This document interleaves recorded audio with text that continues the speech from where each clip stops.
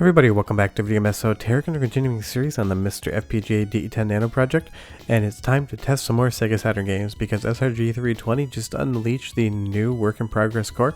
The date is listed in the description below. If you have that core, you are recent, and a lot more games are working, and you guys have asked me to test a lot more games because I love going through, seeing what's working, seeing what's not, and talking to you guys about it. Before we get too far involved though, do me a huge favor, go down below, hit like and subscribe, and that notification bell definitely helps us out. And if you feel so inclined to want to support the channel, you got a Patreon link down below as well. But after the last video where I showed the Saturn version of Symphony of the Night running, the number one question everybody asked me was whether or not the fan ROM hack of this game was functioning as well. Extend 1.5. It uses the RAM card, it translates some things into English, and it fixes some of these sprites as well as the transparencies. And I am happy to tell you that it works great. In some ways it actually worked better than the original game's ISO files for me. And this seems to be the type of game that people are either getting it to run or not run whatsoever. Some people I know have not gotten this to execute yet. Other people get it first try, so it does seem to still be organic. But if you are going to play Symphony of the Night on the Sega Saturn, you 100% want to check out the extended 1.5 edition to it. It just fixes a few things and makes some quality and life improvements that you're going to 100% love, including some light English translations. But it is just spectacular, and I tested it through to like the third area in the castle, and I had absolutely no issues whatsoever. All the music worked, all the soundtrack elements were there. Every once in a while the sound effects would drop out, but otherwise it's playing fluidly, and this is Symphony of the Night as you know and love it and would expect it on the Sega Saturn. And I know a lot of people don't agree with me, but I still prefer the Sega Saturn version to the PlayStation 1 version for the extra characters and for the extra content.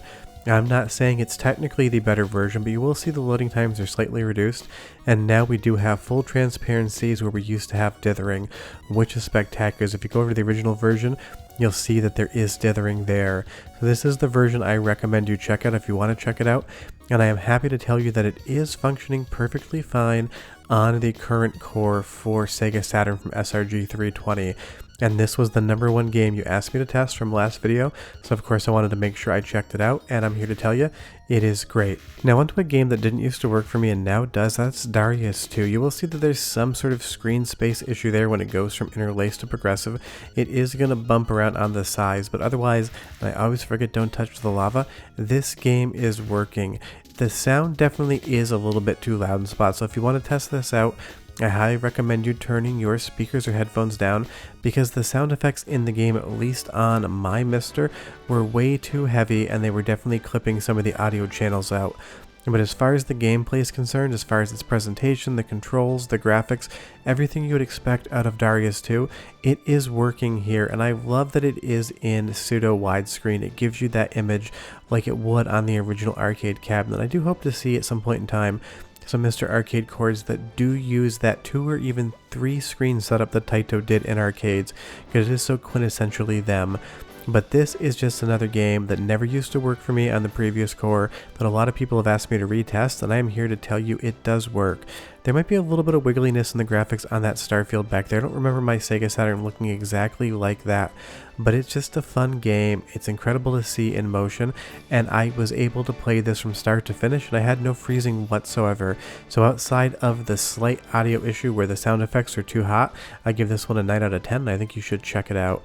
Now another viewer request, and another one that never used to work up until the current core, is going to be Space Harrier, an absolutely classic Sega arcade game brought over to the Saturn, and this one is working, but the frame rate chugs. Every time you shoot your weapon, the frame rate drops down into the single digits, so there must be some call to VDP1 or VDP2 that is causing the core to hang. So what I can tell you about Space Harrier, it is working, just not working very well. Now one game that never used to work and now works until you actually get past the cutscene is Saturn Bomberman Fight, but I will say that the FMV is working spectacularly in this new core, and it's got a great soundtrack, so listen for 45 seconds and I'll come back and show you some more games.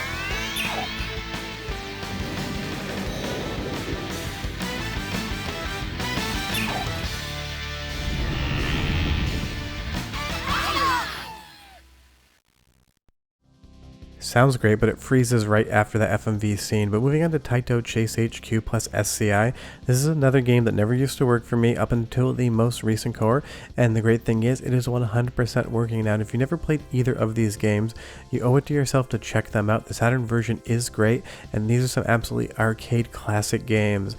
This is outrun levels of scaling good, but you're not really racing anybody. It's actually a vehicular combat game. You need to catch up to your target, and in the entire time you're doing this, you can just pop out of that vehicle and start shooting at your whim. It's just another great Sega Saturn game that isn't in the 3D genre but 2D, but it shows all of what the Saturn could do as far as 2D processing capabilities are concerned. And it shows right now that this game is working, and that is incredible, because for every Burning Rangers, there's something like this game right here that probably a lot of people haven't checked out, and you 100% should. But this was another viewer request, and I'm glad somebody asked me for this, because I'm happy to know that I'm not the only person that thinks of this game when they think of Sega Saturn. I was able to finish the game from start to finish, no issues whatsoever outside of driving off a bridge a few times. It does take a minute to get your brain used to this 2D scaling technology if you're coming from a 3D game, but once you wrap your head around it, it's going to make a lot more sense, and you're going to be able to 100% enjoy a game like this on the current Saturn core build. Audio, video, controls, all perfectly fine. Now moving on to Panzer Dragoon Saga, a game that I have never successfully really gotten to run whatsoever. I will say that I did get further into it here, but it still didn't go very much further for me. I get to the intro menu, I'm able to press start, I do see this cutscene right here, and this seems to be about all I can do for Saga. I'm able to go around, play with the name entry screen, but nothing else really happens after that, and this is disappointing. I really do want to check Panzer Dragoon Saga out on the core, but it just seems like there's something going on with the loading here. After I pick my name, you'll see what happens here. It goes to a white screen, this little moon comes down for me, but after that absolutely nothing happens whatsoever. Leave me a comment down below and tell me if you're having any more luck. I just am not whatsoever. Moving on to games that do have more luck though, Street Fighter 02. I get into the menu here, you're going to see the intro as well, and everything is working perfectly fine, which is great to see. It's drawing all of the graphics, everything's at full speed. Now do be aware though, this game has absolutely no sound whatsoever. But here's the interesting thing about all of this testing. I have issues getting Street Fighter 02 to load consistently. I have played this game on MiSter, but just not in this batch of testing, and that seems to be what a lot of people are encountering. Some games are just working, some games aren't, and some games are so inconsistent it'll work for you on attempt 1 but not 2, 3, or 4. Because you will see here I get the Street Fighter 02 title screen, I'm able to press start, and I can navigate around the menus, but as soon as it goes to this now loading screen, it is frozen and it's not going to work whatsoever this time. Now moving on to a game that I cannot get to run whatsoever, but a user on the MiSter Discord's Andy D is able to get running, is going to be Virtua Cop. 10 out of 10 times I try it, doesn't work. He moves over to his system and he gets it. So thanks Andy D for this footage right here. But he is loading his content off a different methodology than I am. I'm loading this all off his SD card and he's networking in. So there does seem to be something going on with that, but no one's really 100% sure yet. So I'm not recommending any system over another. But his capture here, outside of having to play with the controls because light gun support isn't really here yet, it is working. It has the graphics we would expect to see out of Virtua Cop.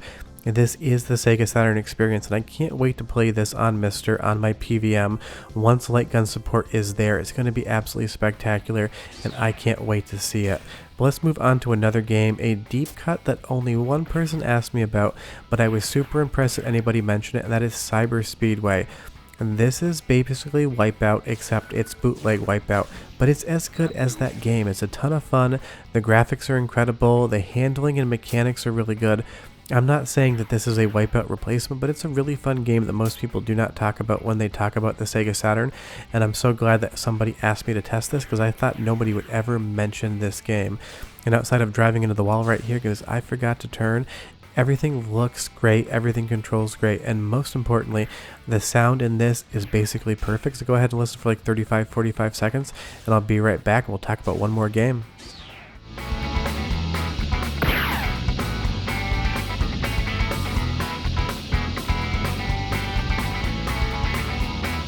Left 3.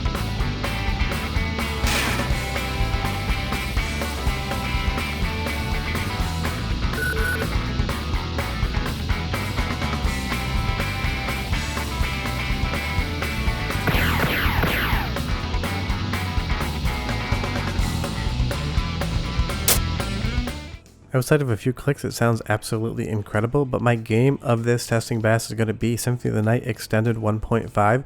It is everything you know and love about this Castlevania game, made better by fan modders, and it works even better than the actual Konami release on the current MiSter core, and there's nothing wrong with that. But that is the current batch of tests. If you want to see something in the next video, leave me a comment down below and tell me what it is you want me to test next, because I'm always happy to do this. And hopefully soon, Srg320 delivers another update to the core.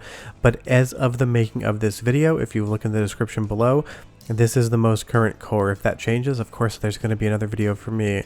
But Sega Saturn support on MiSter is looking up. A lot more games are working, and I can't wait to see what happens next.